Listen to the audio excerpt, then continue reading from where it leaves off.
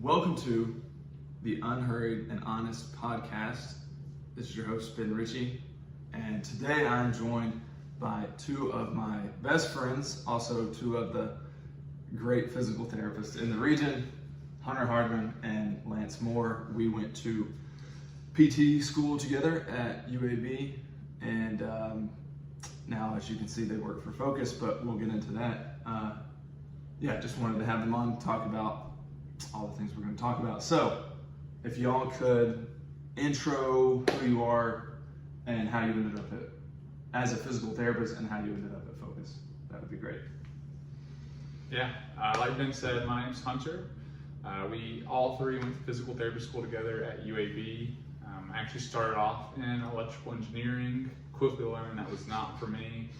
I had gone to PT a couple of times when I was in high school and thought it was pretty cool, but didn't think of it as a potential career choice until I got into college and had to go to PT again. So made the swap, went into PT school. As far as how I ended up at Focus, part of what you do in your last year is you go on clinical rotations. You have to do multiple different ones for a couple of months. And I actually wasn't supposed to be at Focus. It's kind of cool how it ended up.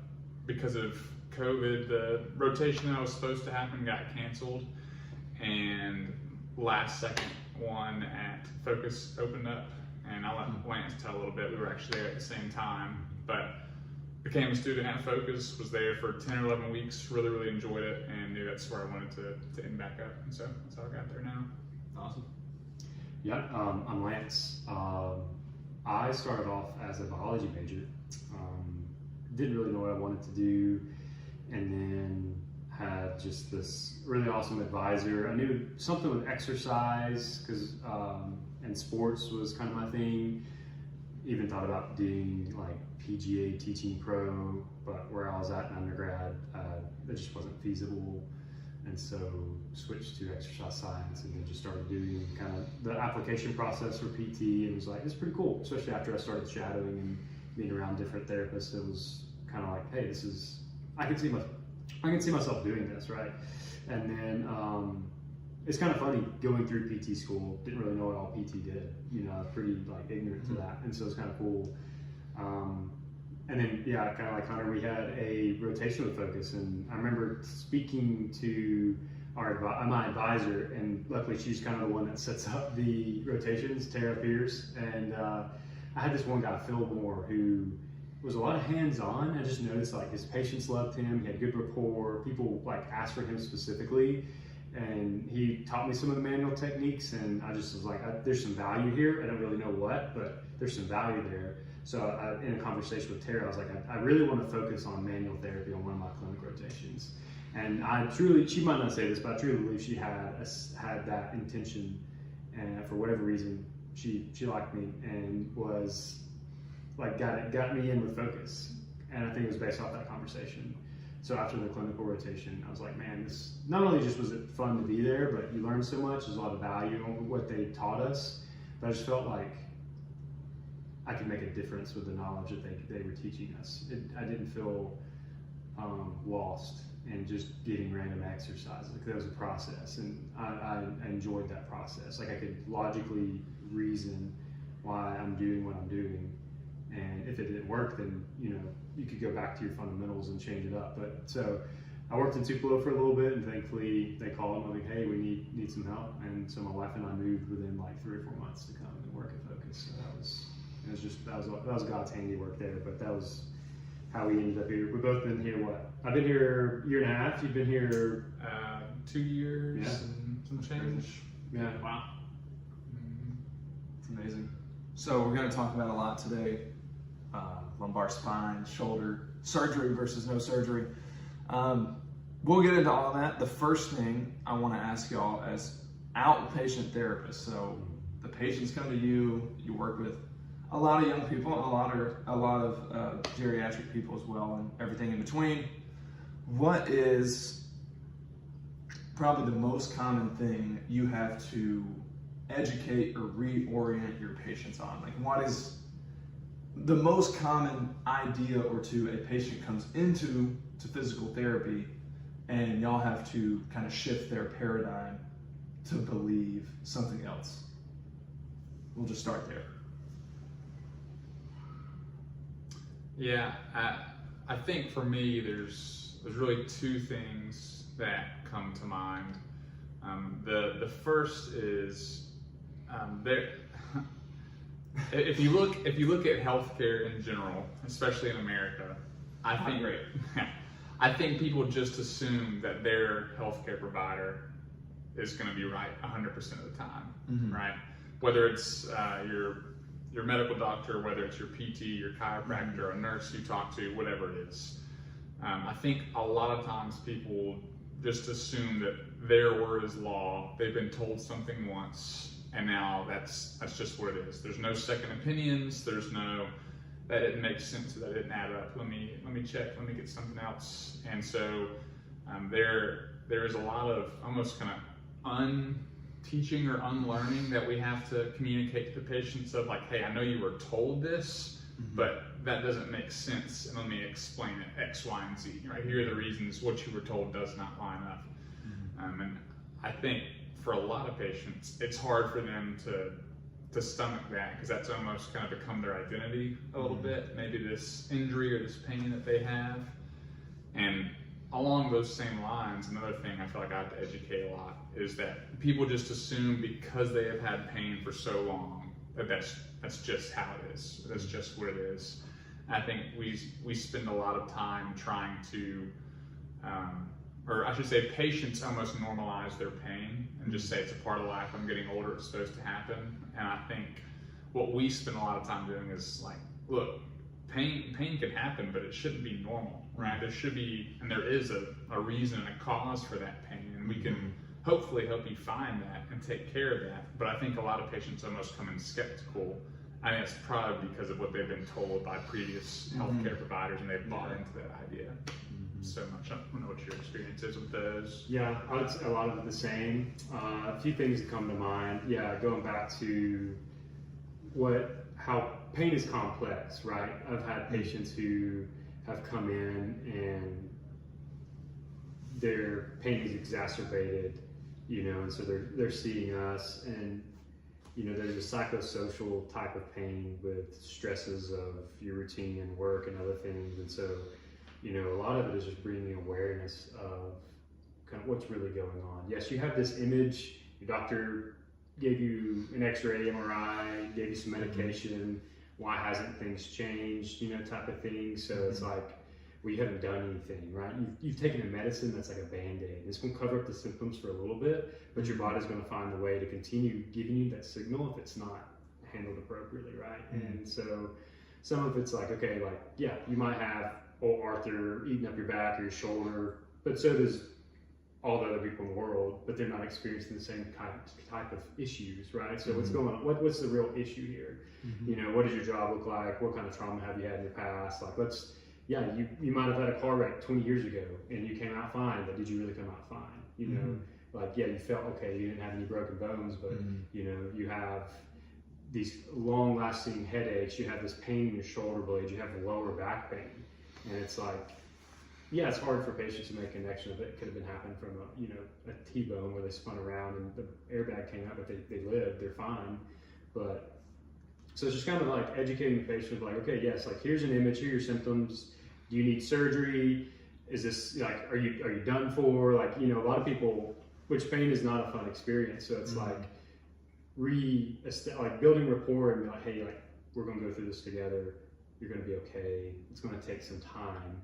The medication stuff, yes, instant relief, but is that the solution? No, like we have some work to do. And sometimes the honesty that we have to give patients of, this is gonna take 4 or 5 months or a year or etc. Like, I think if you're just honest with them and then tell them kind of what to expect, they believe you and they have a better outcome with therapy rather than, oh, you have a bulging disc and yeah, it's never gonna, you're gonna just live in pain for forever. Kind of like I was saying, it's like, no, like that doesn't necessarily mean that.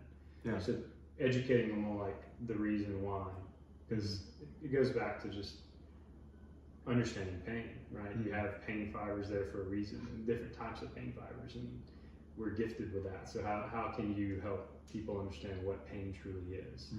You know, and is it a bad pain, or is it this is more of truly just trying to figure out, is this a discomfort, you know, or is this soreness, or, you know, because anytime people feel out of their normal, it kind of freaks them out, you know. And we all experience it, and it's a scary thing. So it's a lot of it, like I said, is just educating on what is the reasons this could be happening. Yeah.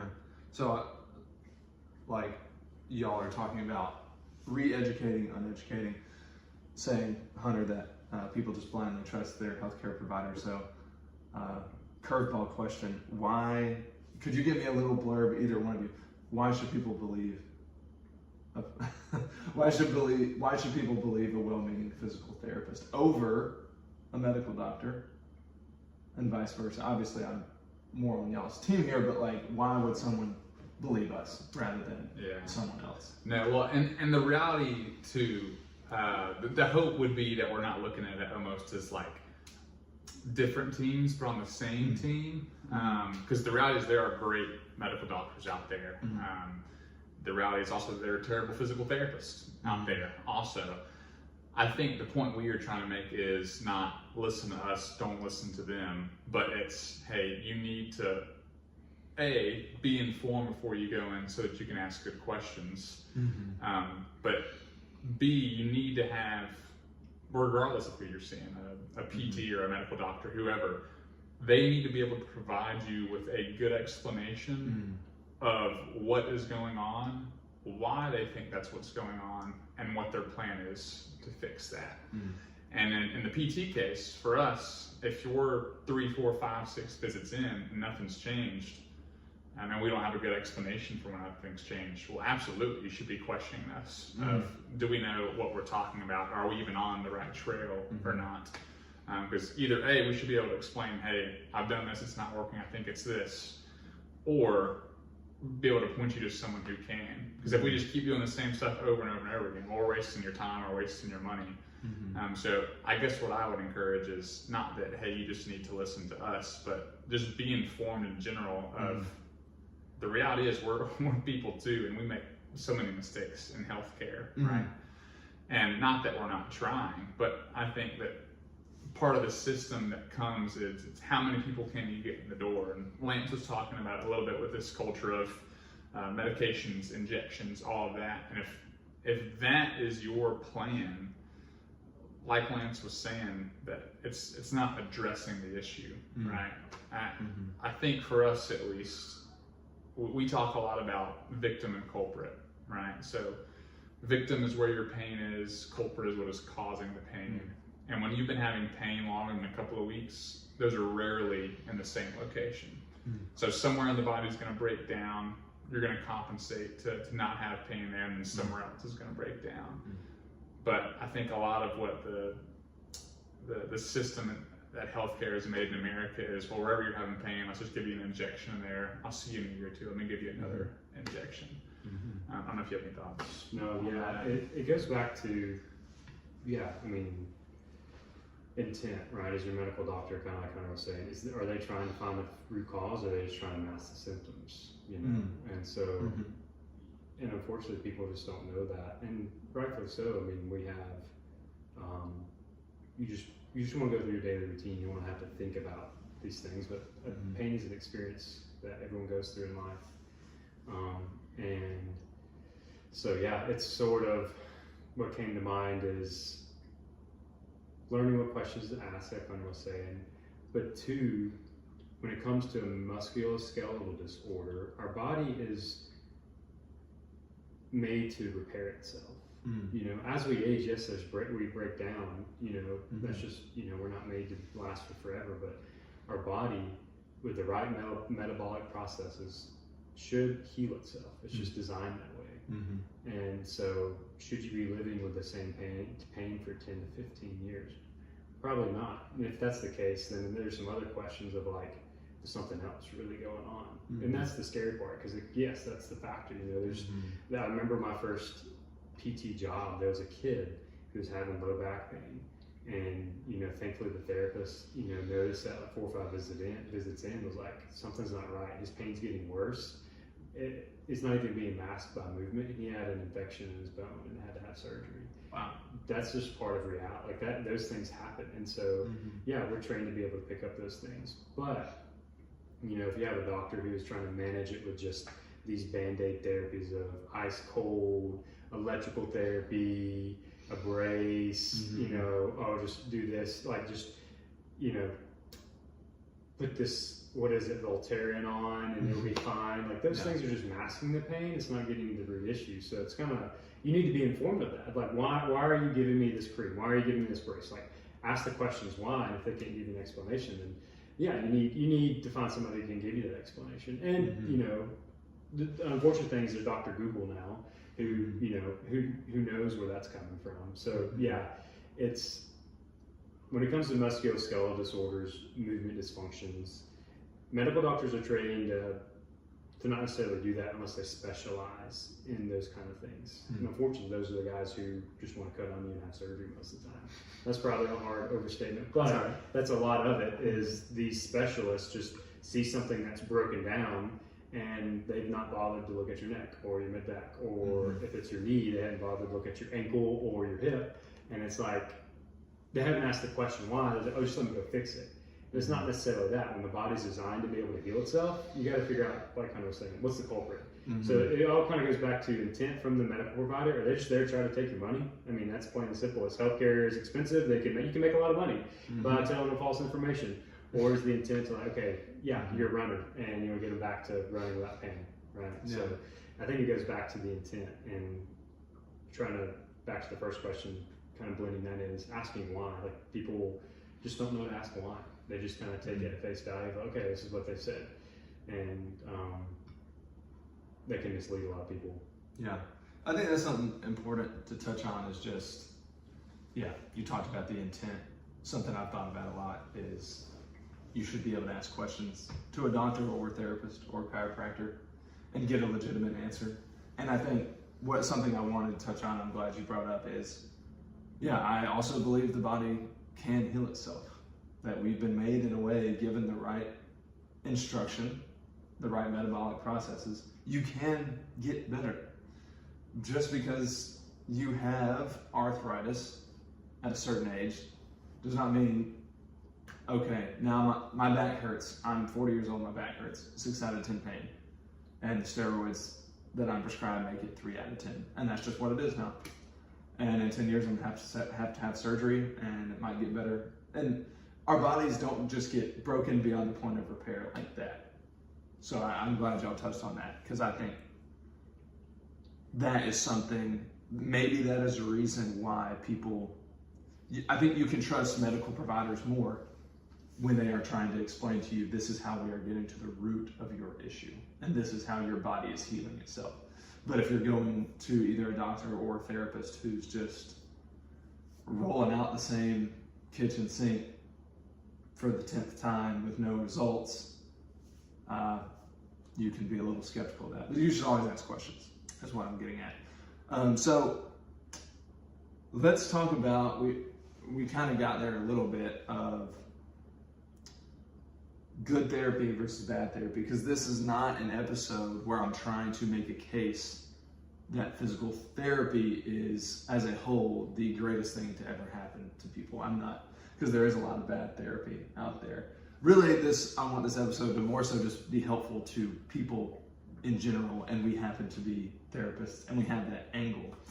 But I don't want to be misheard, and people think I'm just doing a podcast to make everyone believe in all physical therapy, because there's a lot of interesting stuff out there. So I'm thinking of a friend of mine who was having a ton of neck and shoulder pain. Of course, the doctor did an MRI. You have a herniated disc, scared him to death. But the guy went to therapy, give him kudos. He was like, no, I'm not doing surgery first. I'm going to go to therapy. I talked to him about his therapy because I talked to him probably 6 months after all his pain started, and his pain was the same. Unfortunately, it's pretty bad. But he talked to me about his therapy, and it was a lot of ice. It was a lot of there's a lot of ice, a lot of E-stim, a lot of just passive stretching. So what I'm getting at here is, what do people need to know if you're getting therapy? What are some signs that it's not really therapy and it's just people intentionally or unintentionally taking your insurance's money? Because I think some of the passive stretching and the eye stuff, that's kind of just in a different way medication, right? Like it's not actually retraining your body to heal. So what are some things people need to be aware of when they're going to therapy? What is a red flag or some yellow flags where people need to take a step back and reassess, maybe there's a different therapy office that I should try.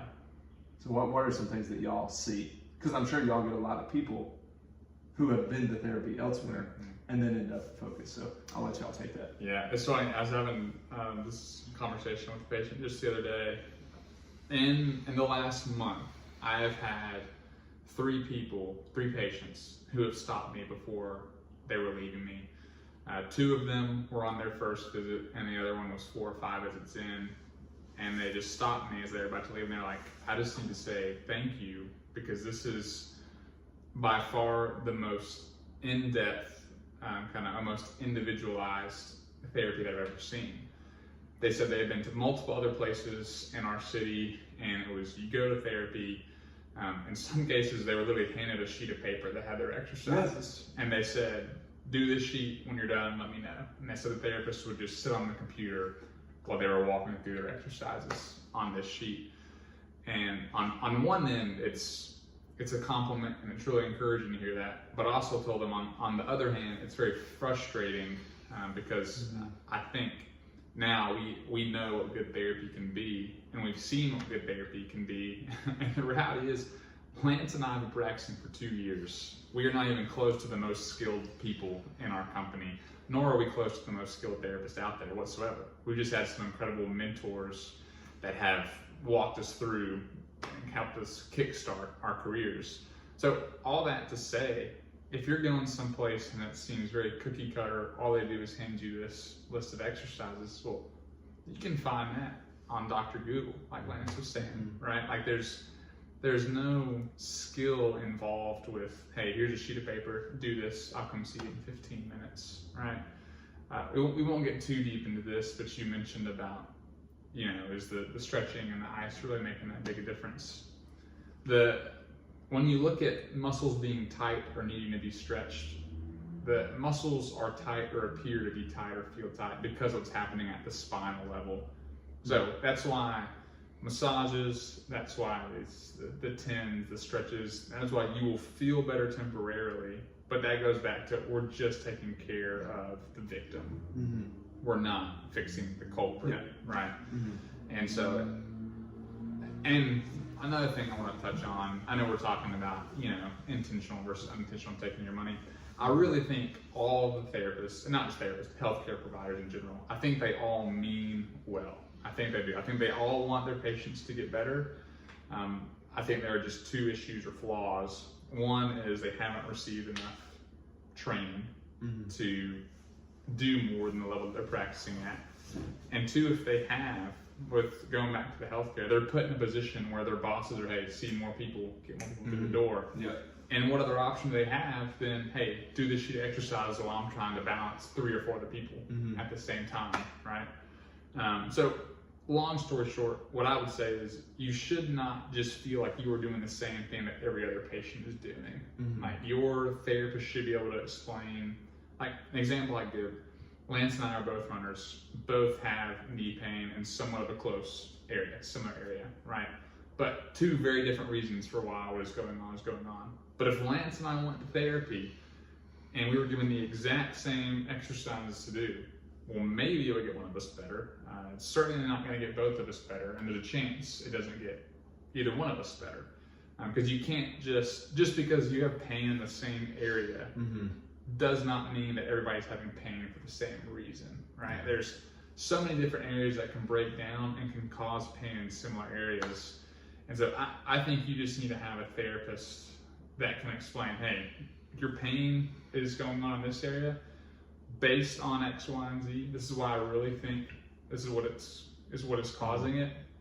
And this is why I think if we do these things, it will get better. And if not, here's what we will do. But the reality is, I think it's a lot of cookie cutter.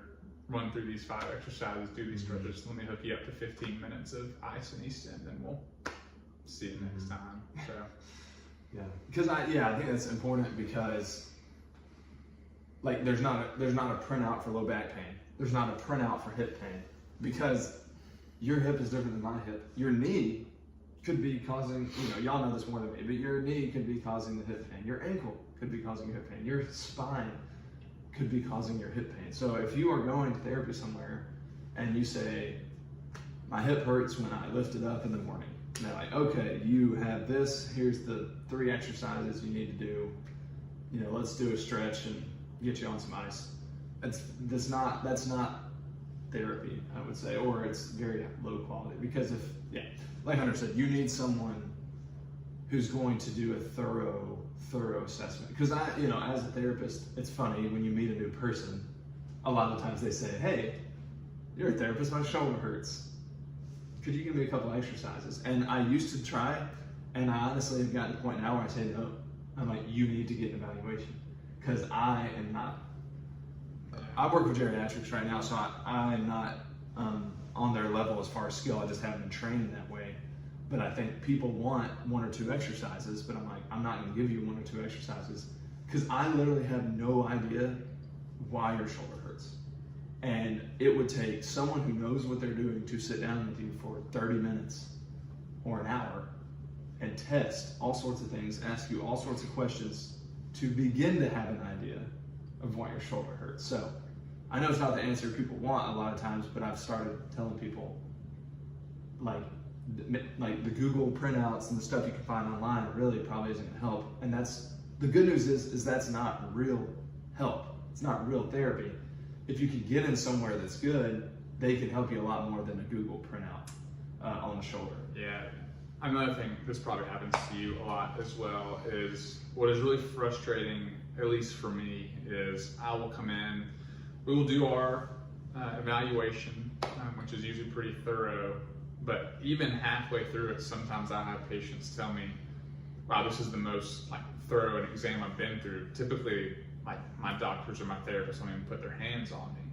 And so then I'm just like, well, it makes me frustrated, because I'm like, well, then how can they tell you that you have this impairment, that you have this tear, that you have fill in the blank, right? And a lot of times they felt one spot, they're like, yeah, that's kind of painful. I'm like, all right, well, you got this. Or they took an image, and based on that image, they've diagnosed a whole ton of things.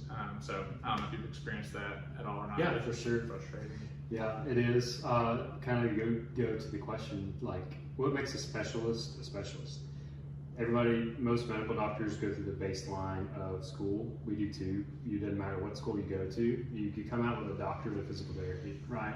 So if you're going into an office and you don't see a lot of or any credentialing behind the person's name, it's not a red flag or a yellow flag. It's just how far are they in their career, and what do they know, right? Because if you have some kind of orthopedic or manual type of specialty, you've spent extra time throughout your career while you're not working trying to figure out stuff, right? And thankfully where we work, that's super encouraged, and that's what our mentoring is based on, is this fundamental, do you know your anatomy? Can you recreate their pain? And so as we go through which Hunter already has completed his, I'm working a line. Through those courses, you have instructors who have a ton of experience, who've gone and done research, and who's gone and had clinical experience, and who's mentored the other therapists. So they've been in the PT realm for a very long time, and they've created this system of you're checking which tissue is the problem, and then you're able to reproduce their pain based on that. And then that gives you so much evidence of okay, if this is causing pain, then you can easily find the movement dysfunction that's stressing the tissue, right? Again, Hunter's already hit on it. Usually it's the victim and the culprit. Well, the victim is the overstressed tissue. The culprit is something else going on somewhere else. And you just gotta know where to look. If you don't know your anatomy and you don't know what tissues are surrounded, what the possible pain generators are, then you're just guessing. And that goes back to what you learned in 5th grade, right? How do you come up with a hypothesis, a solid hypothesis? You got to have evidence. And so if you can't find actual evidence to support that, then you're just shooting from the hip and hoping you hit. And unfortunately, a lot of times, you know, which we get it, you know, we're not trying to bash anybody, but it's like you graduate school, you're in a ton of debt, and you need to work a lot. So that's what your focus is. So, and then you work for a company that wants you to see 4 people at a time. So how can you get people better? You can't. So to further the answer is you need to be at a place or go to a place that has a systematic process, not only for their evaluation, but for how they treat people. You know, thankfully we work for a company where we spend a lot of time one-on-one, a lot more. And I've got the comments too of like, you spend more time with me over 10 visits over 4 or 5 months than I've spent in front of my doctor my entire life, right? Because you get to get in there and you can build an actual relationship with the patient. And sometimes that's what you really need is time, as they kind of feel more comfortable with you to tell you all the things that might be going on or what they've experienced in life. That kind of is like, oh, okay, you can put the puzzle pieces together. Can you find that out in a 30-minute evaluation? Some of it, but sometimes with the more complex a patient is, you need several visits to kind of unwind what's going on. Because a lot of times, by the time we're in Alabama and we just now got direct access. I know it's 2024, that should have happened a long time ago, but I don't think our skill sets were valued enough, rightfully so, because of a lot of people's experiences. But, you know, you should, sorry, I lost my train of thought. You're good. Now that we have direct access, and now that our skill set is valued enough, you should be able to get to some educated guess based on how you do your evaluation. And it goes back to that, like how are you conducting it? You know, you got to get your hands on it. That's plain and simple. You got to get your hands on the patient and feel how joints are moving, feel how strong a person is, because basically what all this boils down to is your neuroanatomy. How well is your how well is your brain conducting the task to the desired movement? And if you just look at an image and if you just point to a spot, you can't really find that out. Yeah. Let's get into imaging. I think that's a big question people have. A lot of times, a lot of friends of mine that I've talked to will have pain in a certain area. They feel better or worse after therapy. They get an image and it changes how they think about the whole thing. Like when my very brief time in outpatient, we had a lady who had horrible back pain, used to hike all the time, couldn't even vacuum her house. It was hard for her to walk to the grocery store. And she was probably about 60, so way too young to be unable to walk to the grocery store. She was super faithful patient, came in 3 days a week for like 8 straight weeks. We probably got her, I wasn't primary therapist, but she was probably like 75% better. She could go on short hikes, could get all her groceries.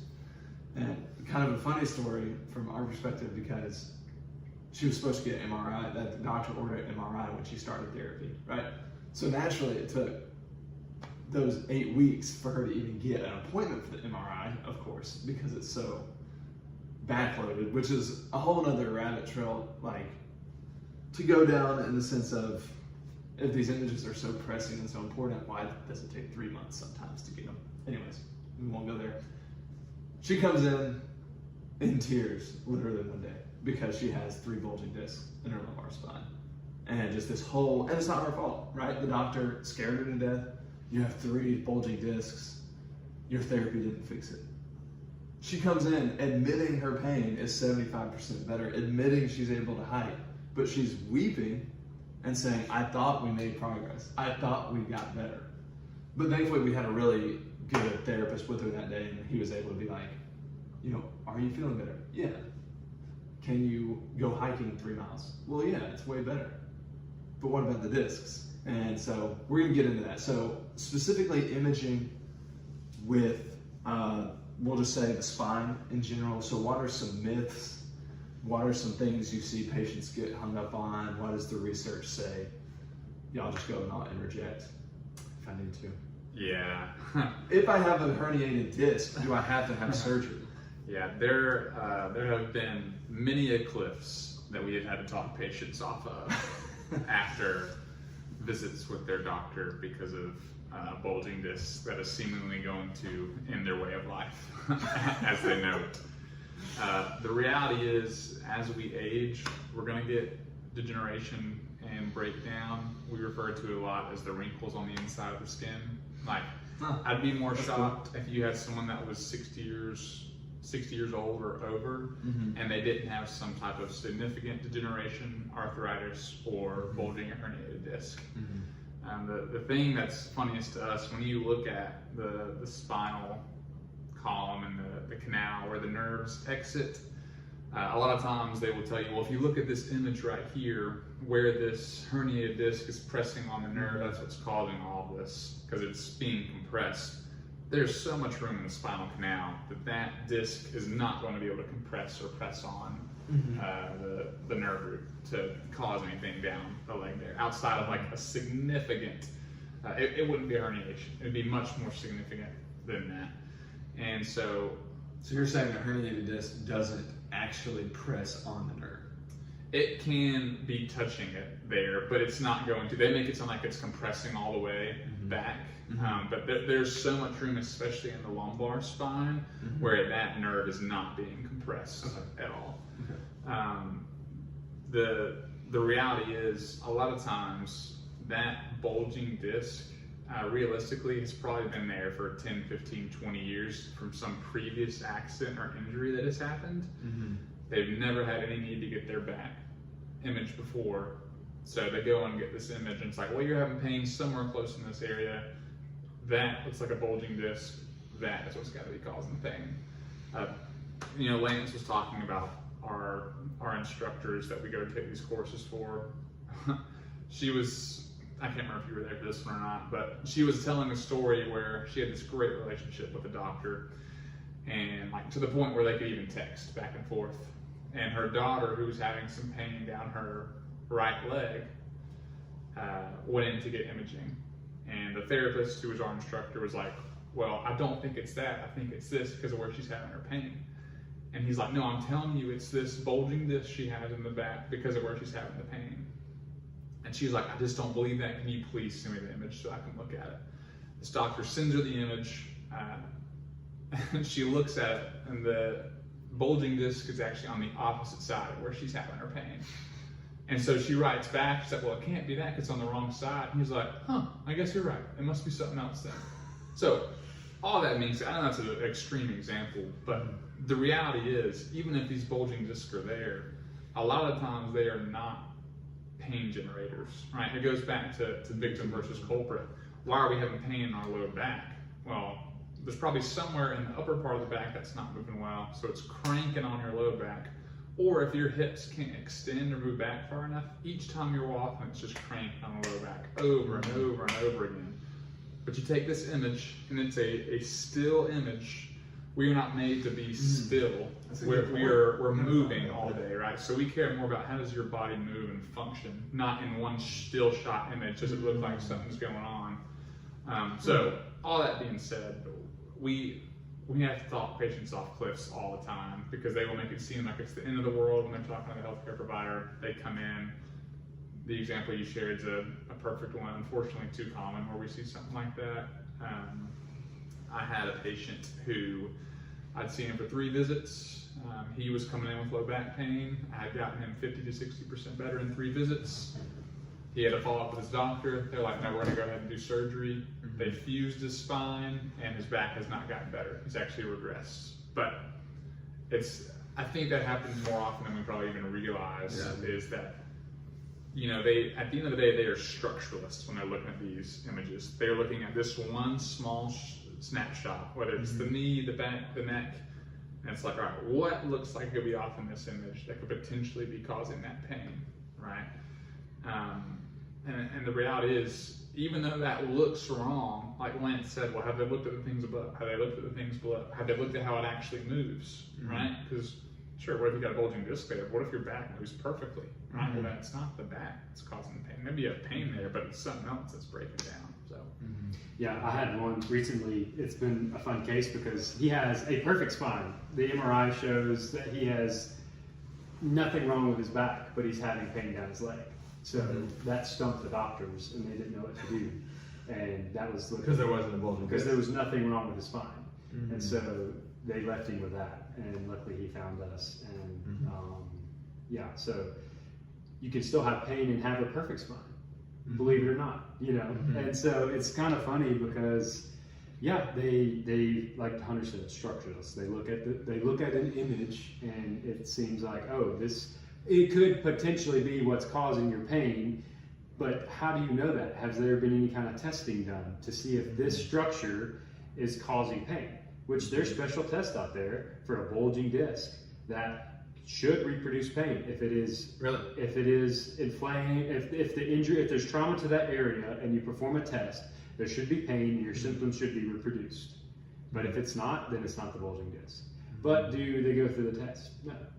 They just care about the image, and they want a shot, they want surgery, they want your money. But there should be a more thorough evaluation. We like to call it clustering, right? We take symptoms, we take movement, we take images, try to piece it together and give it the best evidence or give it the best hypothesis. Let's try this thing for 3 or 4 visits. This is what should happen if we're correct. Are we always correct? No. But then there's some other options. We go back, look at the data. Okay, we did this didn't work. What did I miss? You know, that should be the process for conservative care. Going into a therapy place, doing passive stretching, doing modalities, doing the Band-Aid things, mark the symptoms. Those things are needed to take away the pain. But is that going to quote unquote fix the pain? Probably not. So you got to look at evidence. You got to look at the clustering. You got to look at the special tests. You got to look at the imaging. It should be collaborative, like Hunter's saying. Like you should have which thankfully in our company we work with a group where we go in and educate them on the things that we know and how we look at things and what the certain structures mean to us and what certain tests are good for us and which ones we don't really know. And so it's kind of amazing to know that because a lot of the doctors, when it comes to dizziness or headaches, like we were talking about, cervical pain and dizziness. And a lot of the times when patients are having this, they'll just send them straight to get an MRI, which you noted that it takes a long time to get. So they're sitting there 12, 14, 15, 18 weeks into it, still having the same symptoms, but then they get an MRI and then they come to see us and we can change their symptoms, potentially change their symptoms within 2 weeks. And it's like, why wait all that time? So we go in and educate them like, hey, yeah, these structures can cause this, which lead to this, and chronically will lead to this. And so if we can get them moving before we get imaging, then yeah. And our boss has even noted us, like giving us some research on how when just healthcare costs in general, which I know I'm bringing that up because, you know, I get it. Like I have student loans, I'm trying to pay for a house, you know, like trying to make the wife happy, like that's an everyday pressure for every American, right? And so when it comes to that, you got to think of finances. 100%. But when you can help people spend less money overall with proper healthcare structure, why not do that, right? And so he's shown that like PT versus injections, MRIs, multiple doctor visits, all this other stuff, which goes back to the direct access that I mentioned earlier, like having the ability for patients to come direct access, have a chance to get better conservatively saves a ton of money across the board for most people, right? And so, yeah, do you need the MRI? Do you need all that stuff? With a good therapist, probably not, you know, but like Hunter said, if you can't change anything within 6 to 8 visits and things are worsening, yeah, send them to the doctor. They might need something to get a little more evidence on what's going on. But I think the process is sometimes backwards. You go in because you're hurting, and then you decide to get an image. But how long has your body been that way? You have no idea. There's no fundamental, like you haven't had a regular MRI since you were 10 or 15 or 20. You don't know. Because what if you've been walking around this since you were 25 or 30 because you've been over and hurt your back and you know that's where the trauma came from. Like you don't know. So because you have an image doesn't mean that that's the way your body's right there and then. It could have been that way for forever. You just now experience the pain. Yeah, and a few things to touch on with what Lance said. He just mentioned the 6 to 8 visits, if we're not getting you better. Honestly, if we've gotten you 6 to 8 visits and there's no change and we don't have a clear plan of what we're going to do other than just saying, hey, come see us, then we have failed you or your therapist has failed you, right? That's a sign of a bad PT. That's not what you want. You could say, it always depends, but 6 to 8 visits, you should see something. I always tell my patients, and it depends on what they're coming in for, but general rule of thumb, I tell them, hey, 3 to 4 visits, you should see improvements. If we don't, we're not doing the same thing, because obviously we're not going after the correct area. That doesn't mean you're 100% better, but you should see in 3 to 4 visits, hey, I can start to notice some changes, even if they are small. I never get to 6 to 8 unless there's some, depending on what they're coming in for, unless there's some very good reason to not see changes, but that's very, very rare. Lance, just to put some numbers to that, what Lance was mentioning about PT first, there's actually been 2 different studies done by 2 really big insurance groups where it was hundreds of thousands of patients essentially, and they tracked them with multiple of the groups going through therapy, like conservative therapy first, and then they also compared it to if you do injections, MRI, imaging, surgery, all those things. What they found, those studies with these hundreds of thousands of people in it, on average, conservative physical therapy, and this is not just the patient, but insurance, healthcare costs as well. If you do conservative therapy first, on average per person saves $2,000. And so we get frustrated because we see those numbers and it's like everyone wins then if we start with that. And to go back to the imaging topic, honestly, imaging it's great. It is an awesome tool and it certainly has its place, and there are times that we use it.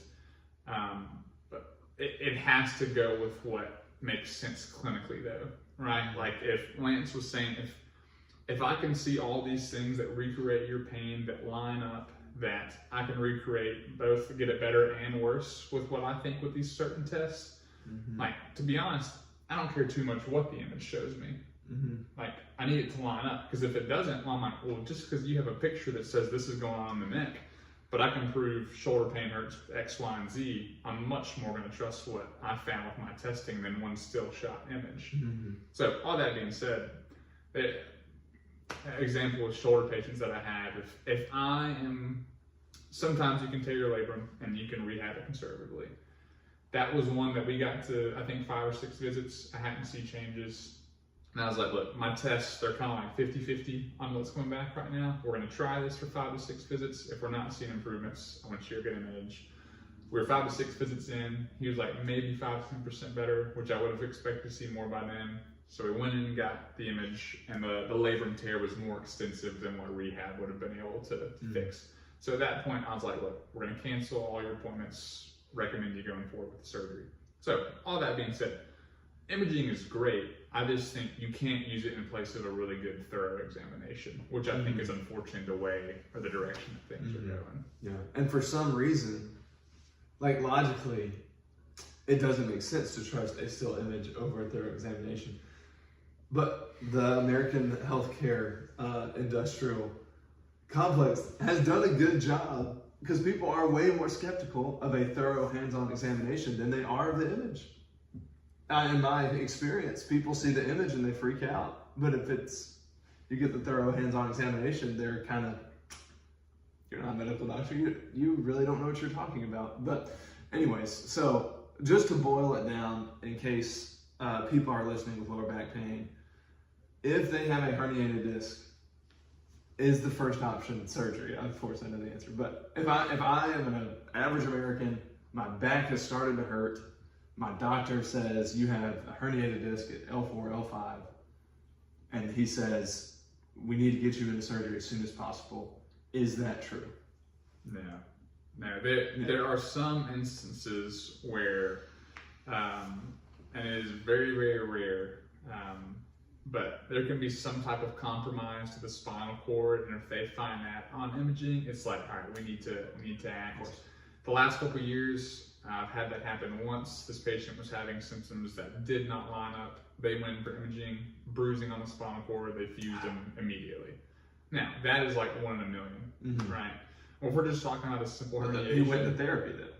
Like, and you were able to refer him back out, is what I'm saying. So, the simple, and that wasn't even herniation, right? The herniation has been going on, Lance saying, for who knows how long. And so if that's what you have going on, one, if they tell you have to get it right away, it's like, well, first of all, step back. Why are you telling me that? Because I've had this most likely for a long time. So you're making it sound like I have to get the surgery what's the rush? right now. Yeah. The second thing is this, and we keep talking about it, but victim versus culprit. If the reality is when you fuse this segment, you are giving up mobility and you're adding in stability.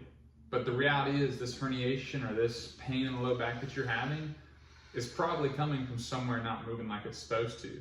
So now, instead of these segments being able to move independently of one another, when you fuse them, they now have to move as one. So what that's going to do is above and below is going to have even more stress on it. So I have got several patients who they've gotten one fusion, and they go in for a second, and they go in for a third. I actually just had a patient who had a fusion surgery, and he was excited because he was coming out of his back brace that he was supposed to wear for 3 months. And I was joking with him. I was like, "You're gonna have like a ceremonial burning of the brace." And he was like, "No, I'm gonna hold on to it." The doctor actually told me, on average, if you get one fusion, you have to end up getting 3. So I'm gonna hold on to it. And for me, it's just hard for me to comprehend that because it's like, how do you just accept that? You know, I'm gonna do this. I'm gonna do this one surgery, but I'll probably have to do 2 more. It's like, well, then are you fixing what is causing the pain, right? Like if you're already signing them up, hey, I'm gonna do this, but we're gonna do 2 more over the next couple of years. Obviously, you're not addressing the right thing.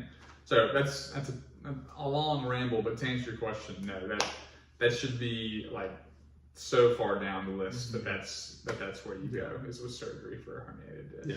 Because I'm sorry. So I was gonna say, and the key thing there, if you do need surgery, Hunter said it, things were adding up, right? You had a patient, came in, was probably having some really weird symptoms that even if you looked at research and Dr. Google, they would say it was weird, right? I mean, yeah, having back pain in itself, no, you probably don't need surgery. But if you're having some there's some evident things that are going wrong that are not normal, right? And so, but you should be able to ask any medical provider, and they tell you that, right? Yeah. Even like I said, Dr. Google will tell you that, hey, this is not a serious thing. You probably need to go.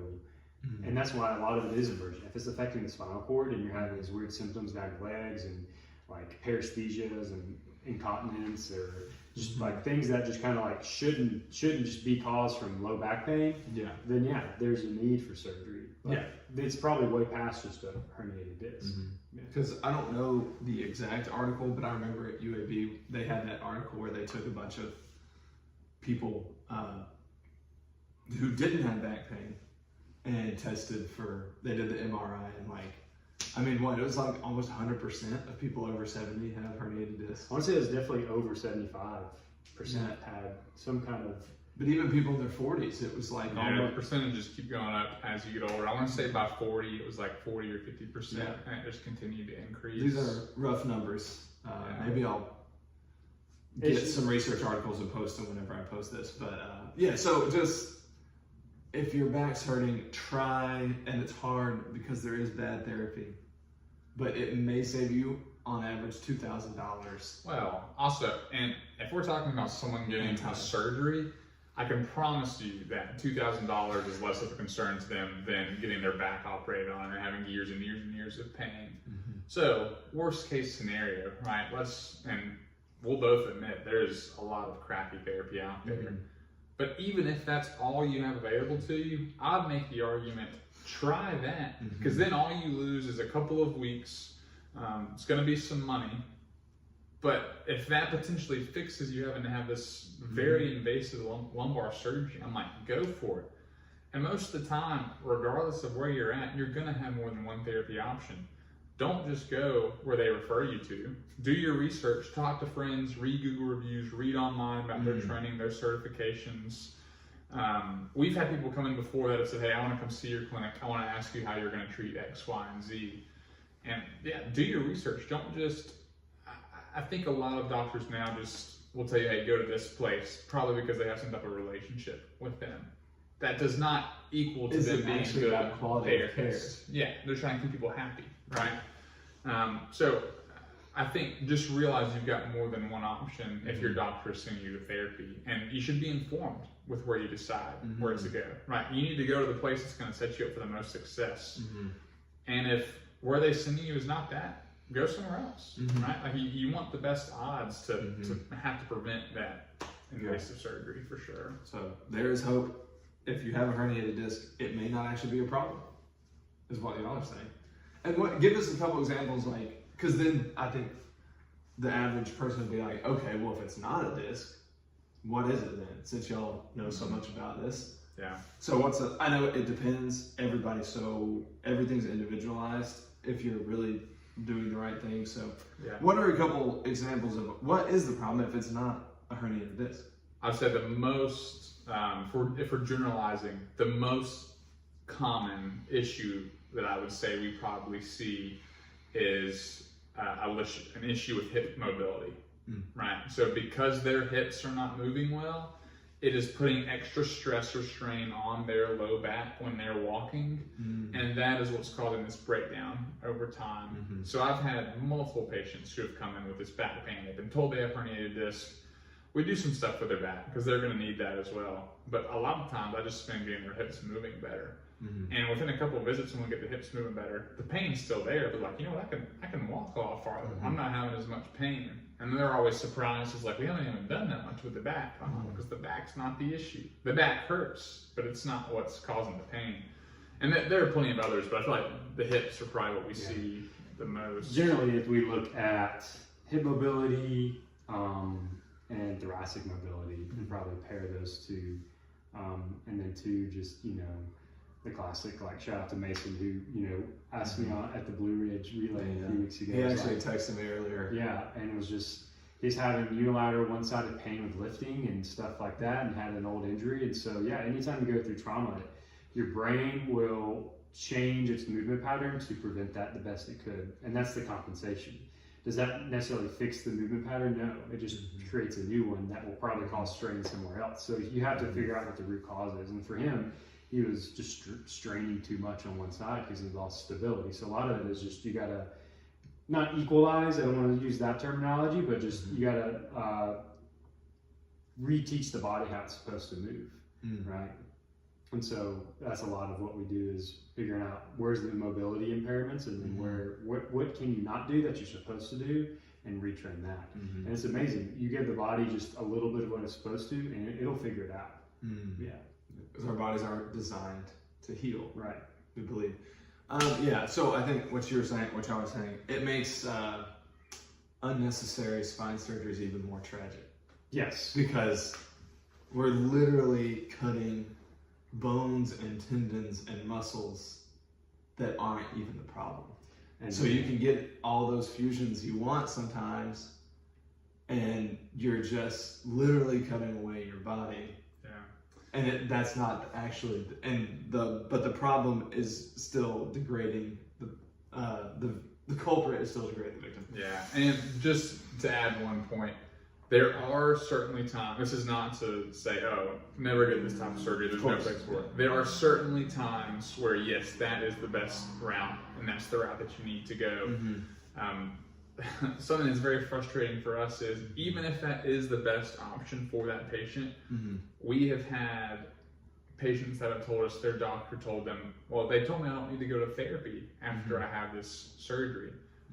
You were just talking about it, right? There are so many muscles that they are cutting through to do this surgery, muscles that are super important for stability of the low back, right? So if we go cut on all these muscles, even if the fusion was necessary, but we don't retrain those muscles how to work the correct way, well, in all likelihood, like we were mentioning earlier, you're probably gonna have to get another one, because now your back's not being stabilized the way it's supposed to, because all those super important muscles that are stabilizing the low back that got cut on, they have not been retrained to work the proper way, right? So even if you do have to get it, even more of a case for, hey, you need to get in therapy so that you can retrain the muscles the proper way, so it doesn't become an issue again. Yeah, that's great. So try to go somewhere, if you're listening and you're considering back surgery or therapy, go somewhere who's going to look at your hips. Go somewhere that's going to look up the chain, down the chain, really assess you. I feel like we covered that pretty good. I have a very random question. I actually remember I learned this at my first job as well. Does running a lot cause arthritis later in life? Because that is something I hear from people. Because I run, not nearly as much as y'all, but I've had seasons, where I run 15 to 20 to 25 miles a week. And people say, man, you got to be careful. You're going to wear out those joints. What is y'all's thoughts on that? What are y'all trained to know? I'm just curious. I know there's a research article out there that mentions how your likelihood to have knee osteoarthritis running, I think 15 to 20 miles a week for a majority of life is actually less than people who don't run.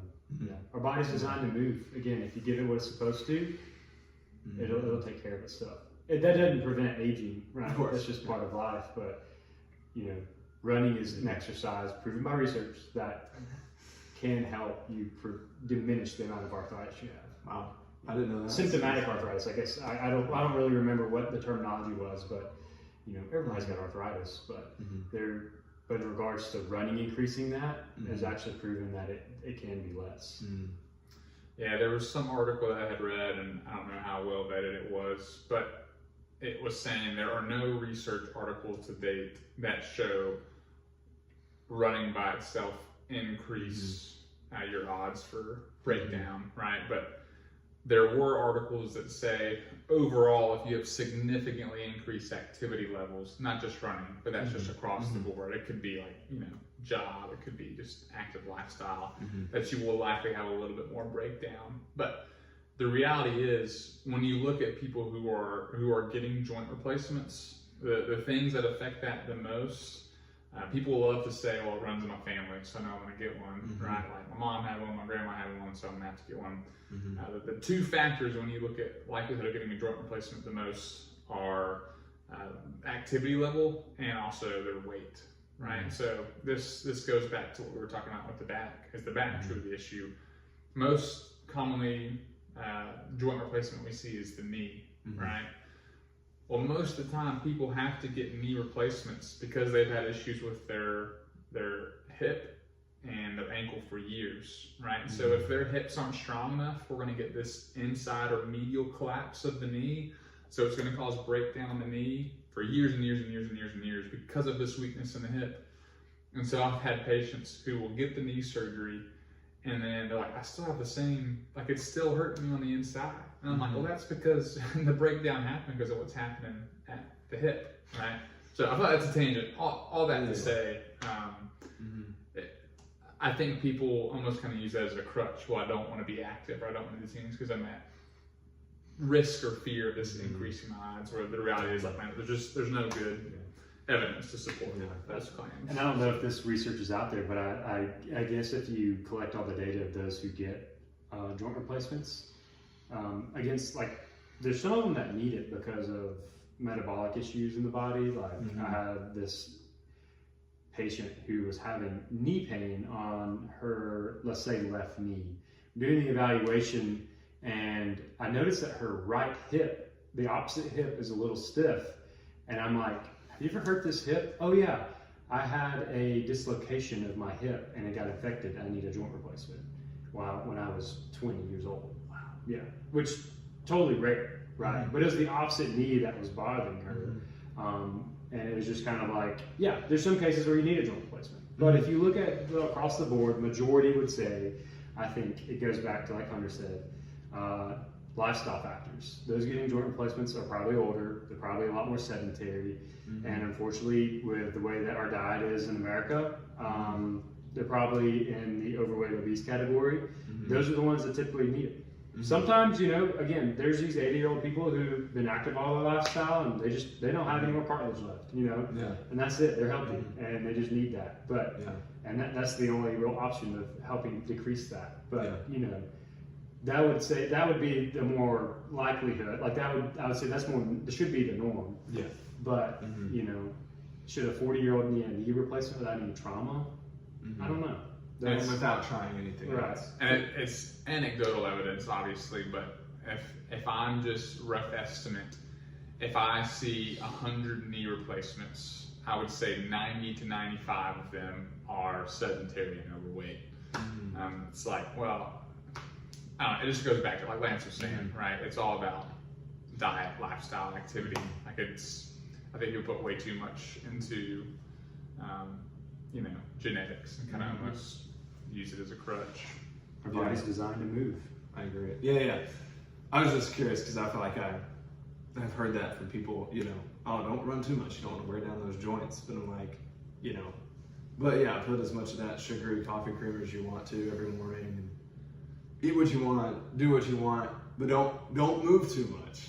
Because once again, I think it goes down to this paradigm.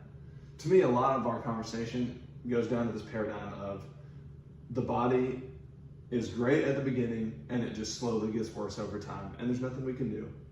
Versus the body is designed to heal itself. Because sure, if my body just degrades over time, you shouldn't move that much. Because if you only have 100% movement, you don't want to use 80% of it before you're 40.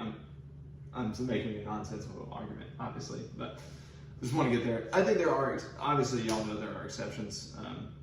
I just think of, even my dad, both knees replaced at 60, very active, healthy weight, eats well. Sometimes it just happens. So I'm just saying that for people listening who are like, I did take care of myself, but my hip hurts 10 out of 10. I've tried therapy and there's nothing I can do.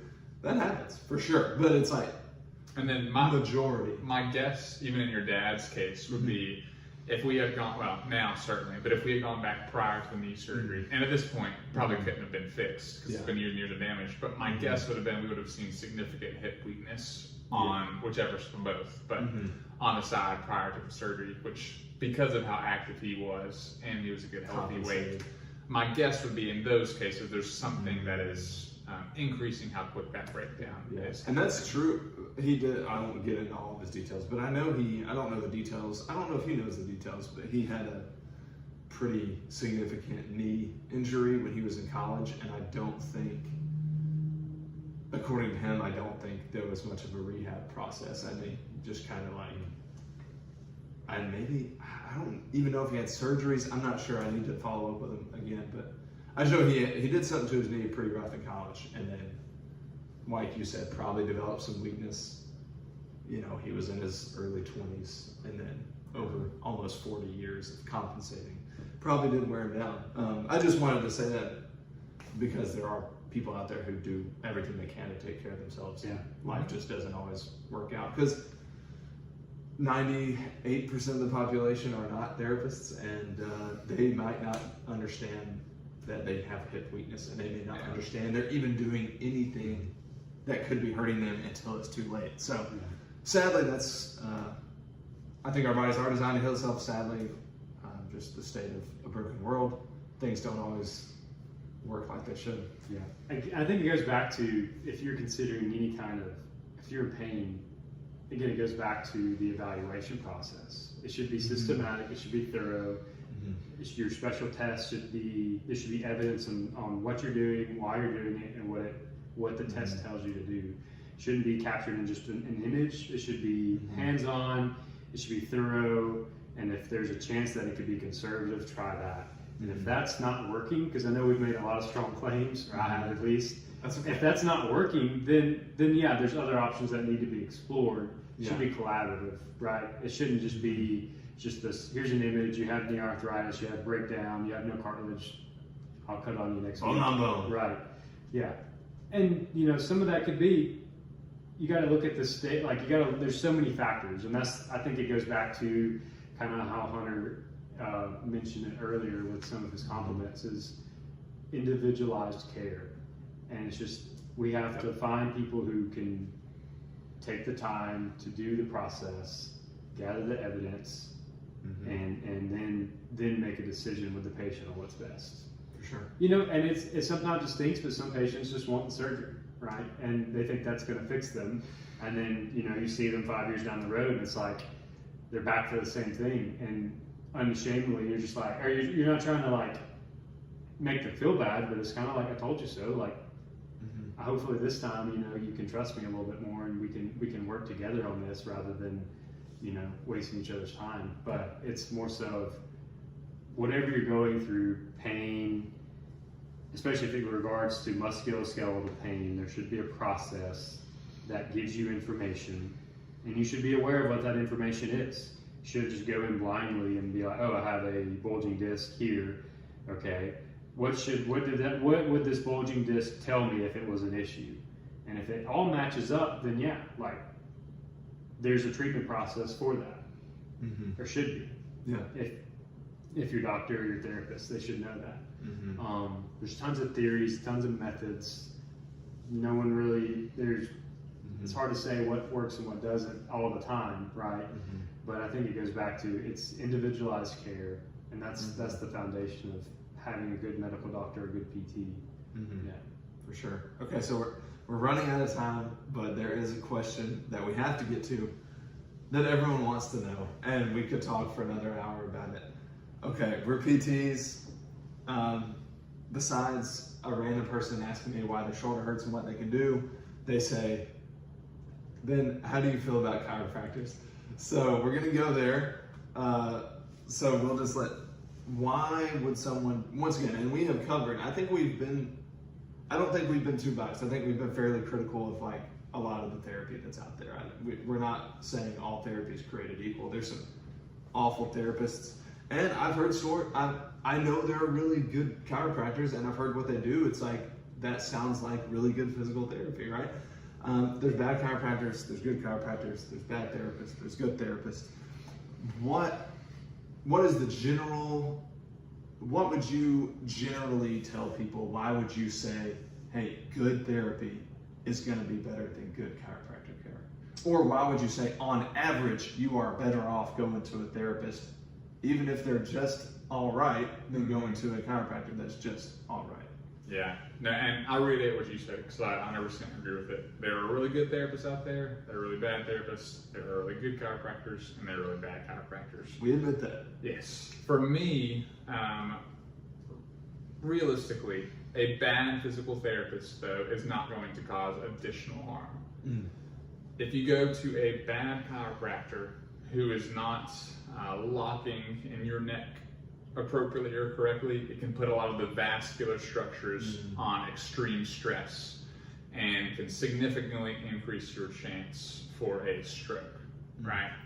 Now, obviously, that is not all chiropractors, and that's not to just throw them all under the bus, but what we always find amusing is we will talk to patients, about what care they've received before or what care they're currently receiving. Like, well, I've had this neck or back issue, and I've been going to my chiropractor. They're awesome. They've been working on this for like the last 20 years for me.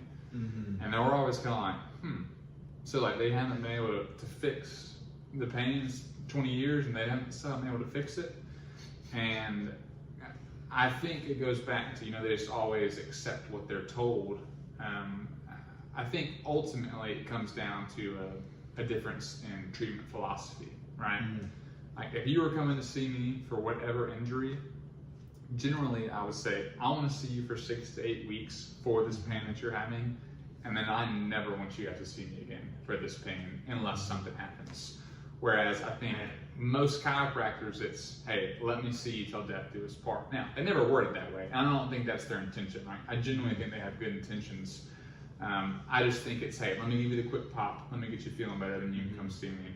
If you look at what the research shows, that pop, which they're doing, and which we do as well, there's a window for a couple of hours or days where you're going to feel really, really good because of the chemicals that are released when that pop happens. If you do not do what's called neuromuscular re-education, if you don't train those joints and those muscles to move in the new range of motion that you gain, it is going to go back to what it was. So that is why I 100% believe people when they say they go to the chiropractor, like, I feel so much better, but then I have to go back in a week or 2 or a month, right? Well, it's because they're getting this pop. They feel great because they're moving a little bit better, but they don't retrain that new motion they gain to keep it, right? Whereas I feel like, and this is definitely not all therapy, because as we mentioned, some therapy is pretty poor, but from our philosophy, like if you were to come see us, if we had to pop you somewhere, immediately after we pop you, we're going to follow that up with exercises. They're going to retrain the body to use the motion that we've gained. because I should not have to keep popping the same thing over and over and over again. 20 years. Yeah, and another thing is typically pops happen in the body, especially if they're happening frequently in spots that we move too much, right? So it is usually very, very, very easy to get a pop on someone if you were trying to pop the area that is hypermobile or moving too much. Okay. If you're on an area that is stiff, you should not have to do it, honestly, just a couple of times, if that. Sometimes I just do it once. But the reality is that if you can keep popping the same spot over and over and over again, the reality is you're not even popping the correct spot, especially if you're getting it super easy and it's just popping like that over and over. So all that being said, like I mentioned, I think it comes down to difference in philosophy. Like, I want to figure out what area is stiff, what needs to get moving better. Let's fix that movement dysfunction so that the areas that have extra stress on them can relax and not be a pain generator for you. We kind of have a very similar thought on that. Which I've met and experienced chiropractic in a way that has been really good and really bad. I've had some where I've had pain or just stiffness and couldn't get things moving, and they help, and then they give me some exercises or some movements to help with where I have a deficit. But then I've had some who, like, I'm in pain, help me, and I lay there, and this is before I even understood what PT was, back in my teenage years and early 20s. But it's like, where I just lay there on a heating mat and then get some electrotherapy. Sounds pretty similar to what some PTs do, you know, and it kind of made me really skeptical of, like, okay, now I know that all chiropractors are not made the same. Just like PTs. But yeah, the guy that I used in high school when I was playing sports all the time, he would help out with some of my injuries, but it was always followed up with, like, appropriate movements that, hey, you need to do this because you don't move well here. And again, he bases it off off my movement patterns. It wasn't based on an image or, you know, where are you hurting me? Oh, my neck's kind of stiff, and then proceeds to work on popping my toes. Like, you know, it's not that. It is based around how well are you moving? Can we get it moving? Do some exercise to help reiterate that movement, the neuromuscular, whatever, what Hunter said, the re-education of the muscles and your nervous system to move the way they're supposed to. But that's what it looks like. If you're going to a place and it's been 10 years, you probably have a great relationship with them. You probably give them a Christmas gift every year because you like them so much. But are they truly helping your pain? Well, that's the question. You should probably re-ask yourself if it's been 10 years. Yeah. Okay, real quick, like 10-second answer. If a therapist or chiropractor tells you your spine is out of alignment and we need to adjust it back into alignment, is that even a thing? All right. Do people's spine actually get out of alignment? No. So it's all semantics, right? I think the chiropractor or the therapist, they definitely know what they're talking about, in the sense they don't actually think that your spine is out of place. But I think it is phrased or worded that way, and the patient then, who doesn't have the medical background or knowledge, thinks, oh my gosh, my spine is actually, they've got to pop it back into place, right? Because they hear this pop. No, there's stiffness and it's not moving well. That's or too much motion. The pop happens. That's what that is. You are not actually out of alignment. If you were out of alignment, you would not be walking. You'd be screaming on the ground in pain, right? But again, they use that terminology. They don't, from a PT or a chiropractor standpoint, they don't actually think that there's something out of place. But that is how the consumer interprets it. Yeah. So, Anyway. Yeah, most common hip malalignment, one's leg's longer than the other. You can literally have them activate certain muscles and then retest, and the other leg is actually longer. So it's not like it stays that way. It's just, again, it's kind of how you're trained, the theory behind it. But are you out of place? You know. I just want to touch on that because you just hear that phrase a lot. So if your provider is keep telling you you're out of alignment, your spine's out of alignment, they got to pop your hip back in place, it's really not probably out of place. They're talking about something different, and you should ask them about that. So, and just to put a bow on the end of the running conversation, there's no correlation there's very little correlation between running and increased arthritis. A lot of people have arthritis later in life that never ran a mile. So if you're running and you're getting into running, don't be afraid. But if you know one side's weaker or you do have pain, don't put it on, right? Mm-hmm. We were talking about my dad, like knee injury in college, probably just didn't even know to get rehab at the time. So if you're getting into some sort of activity, I'm just making stuff up, running, CrossFit, weightlifting, whatever, make sure you're doing it right. If you have pain, try to get it seen about early so it doesn't cause issues down the road. But running in and of itself isn't wearing down your joints. Right. Okay, well, sadly, we should probably wrap it up. I feel like we've almost gone for an hour and a half. I feel like we're really just getting started on the list, but Hunter and Lance, thank you for joining. Yeah, It's good to be here. It was a blast, and hopefully we have helped some people, and I'm sure people will find this information valuable, so I learned a ton today, so I appreciate y'all. Yeah, thanks for having us. Thanks, dude. Of course.